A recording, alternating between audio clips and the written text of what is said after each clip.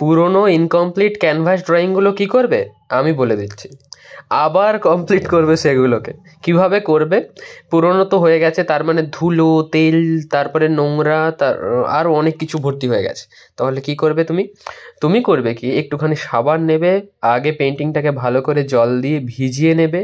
ভিজিয়ে নেওয়ার পরে অল্প একটু কটন দিয়ে ওই সাবান একটুখানি দিয়ে ভালো করে ঘষে ঘষে রাব করবে, এবং যেরকম ঠিক কাপড় ধুয়ে না সেই রকম করে ধুয়ে দেবে। কিন্তু ব্যাপারটা খেয়াল হবে যে পেছনের মাউন্ট বোর্ড আর কাগজটা যতটা সম্ভব কম ভেজে, তার খেয়াল রাখবে।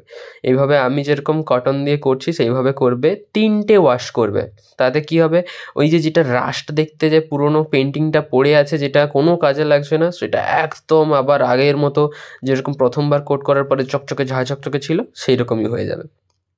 তাই আর ফেলবে না, আর এর উপরে জেসও অ্যাপ্লাই করবে না, ডাইরেক্টই কালার করবে, কোনো প্রবলেম নেই। কিন্তু যদি তুমি এই ওয়াশটা না করে তুমি ভাবো যে আবার কমপ্লিট করবে ছবিটা, কিন্তু তা হবে না।